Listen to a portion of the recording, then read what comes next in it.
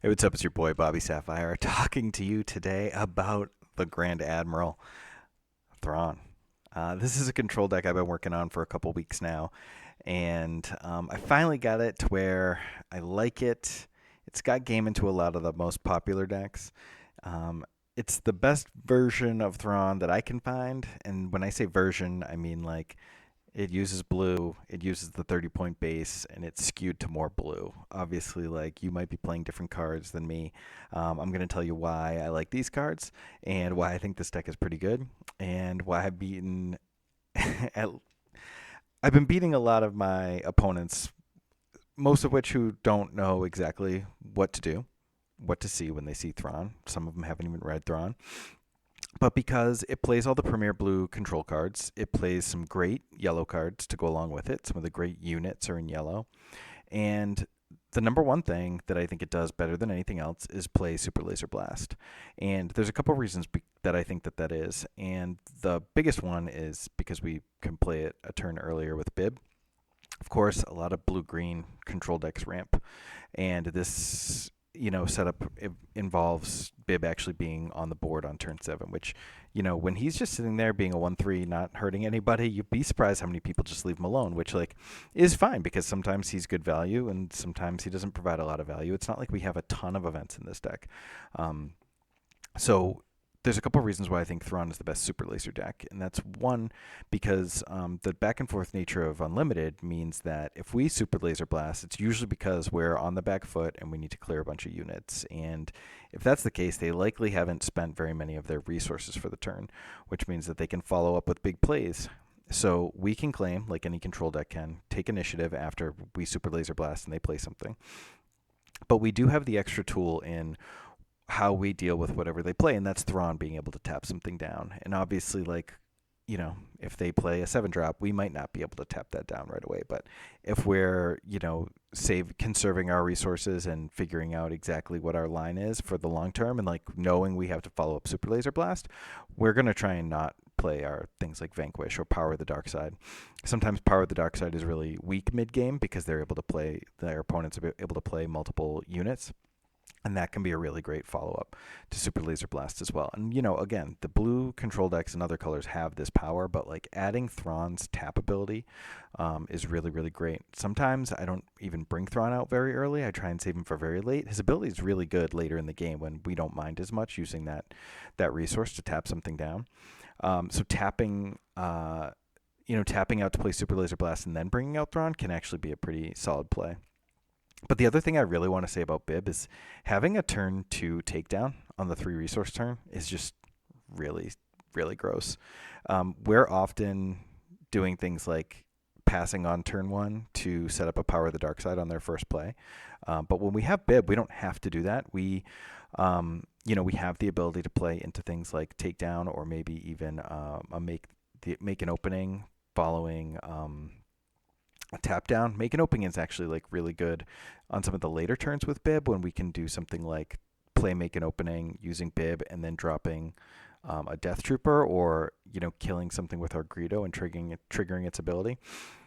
Another thing I wanted to say, and this is a huge shout out to the public Discord, the Star Wars Unlimited Discord, which like I try and never go in and have mostly muted, but sometimes I get tagged in threads, and this is what we get out of it. We got Greedo and the 30 hit point base.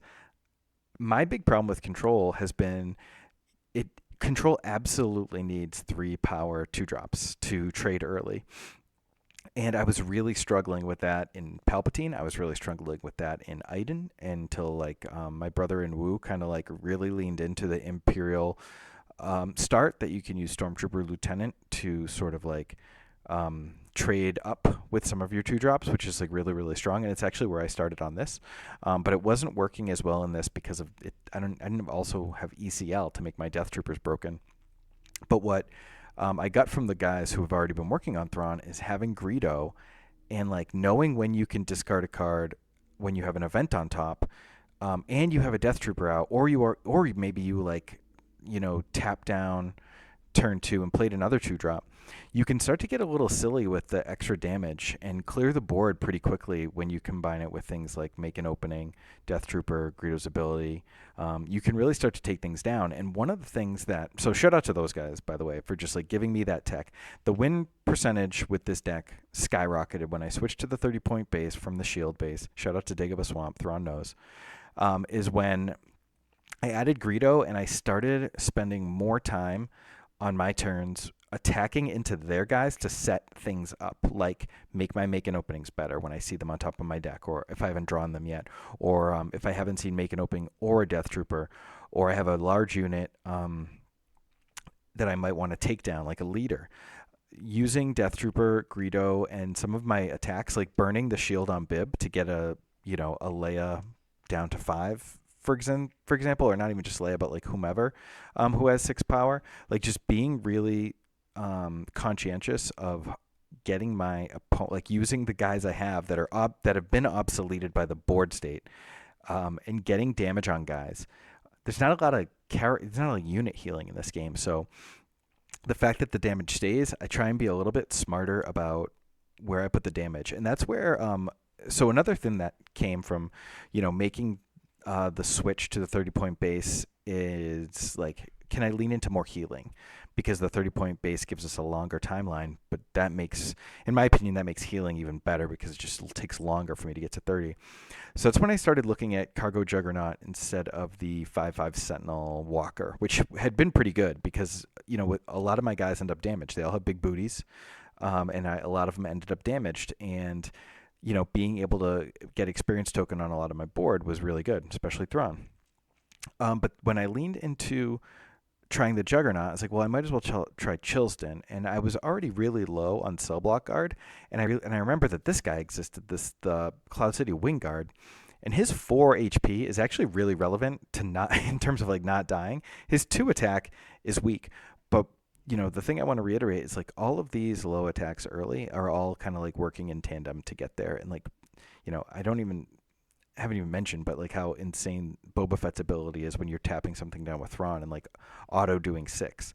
That strategy gets exacerbated by, us always trying to whittle down what our opponent's doing. So I skewed more blue. I had already had the System Patrol Crafts. But the Cloud City Wing Guards came in, and I even had another blue unit over the Syndicate Lackeys at one point. The Lackeys are a concession that on turn 5, I really want to play something strong. Turn 5 is such a pivotal turning point in the game for a lot of decks. And I wanted something with 5 attack, and I've honestly flirted with the idea of doing 3 Syndicate Lackeys and maybe 0 Bosk. Like I said, we don't have that many events. The thing is, like, those games, when we get Bosk on the table and they don't kill it, and then we are playing events and we're playing things like Make an Opening and chaining things to deal extra damage, it's just crazy. So essentially what we're trying to do is like curve out, hit some units with a low curve that we can start to clear the board, but basically looking at the top of our deck, looking at the top of our opponent's deck and figuring out what the best line is for us to start taking things out. And sometimes that's playing units. It often involves playing System Patrol Craft. It's like one of the cards I'm happiest to see in my opening hand. But if I can like bib into Takedown, into System Patrol Craft or Chilston, I'm pretty happy with whatever else I have in my hand. Just trying to do anything I can, like playing 2 cards, tapping, to get to the point where I can start to stabilize with Cargo Juggernaut, Dooku, or a Super Laser Blast and reset the game, hopefully at a low life total. Oftentimes I'll Super Laser Blast and follow up with Inferno 4 and Juggernaut if their hand isn't like completely crazy. Throw in a Thrawn tap of something if I absolutely have to. And that's like one way I stabilize. I think I've covered everything in the main deck that I would want to cover. Some of the things in the sideboard here are some repairs, just to get some extra healing against aggro. We can struggle on the hero flip turn. They often get ahead of board. One thing that this deck I'd really love to see in future sets for me to start to revisit this deck competitively is some card draw. This is like severely lacking card draw. I have Waylay in the board because I found it was really bad versus a lot of things. Like bounce isn't that good in control when we can't discard things from their hand. It's just something we're gonna have to deal with later. So I don't. I have the Waylay in for things like mid-range decks that are really tapping out every turn. When I can Waylay and play like another unit or like kill or Waylay and then power the dark side, and they've used their whole turn to tap out for one thing. That's when Waylay gets strong. So I like it in mid-range. I had started with some of these better yellow cards. Like I had started with Seventh Fleet Defender because it's just like it's such an insane 3 drop. How could we not play it? But it just ended up being really slow without ECL to kind of like push it in. So it ended up being a little too slow. I like Boba because when Boba comes in, I can just take initiative because I'm tapping out on turn 2 and then like tap whatever they have, and Boba Fett kills just about any ground unit when it's exhausted and it's been out a turn. So that combo I like, but I like Seventh Fleet Defender a little bit against.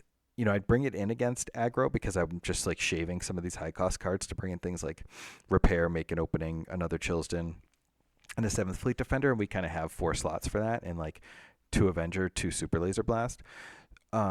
So I would probably go like 1, 2, 3, 4, 5, 6. I guess we'd probably cut some Vanquishes too. But against mid-range, I might bring them in and take out, certain low drops that we don't care as much trading early. If they have, if they're playing Vader or Palpatine, we basically like have to sideboard out Greedo, right? Because he just like auto dies. So having just some better bodies has been really strong in my post sideboard games. Let's see. Did I talk about anything else? Comboing with my low drops, using Bib to play things earlier, just play my events earlier, especially the turn 2 takedown.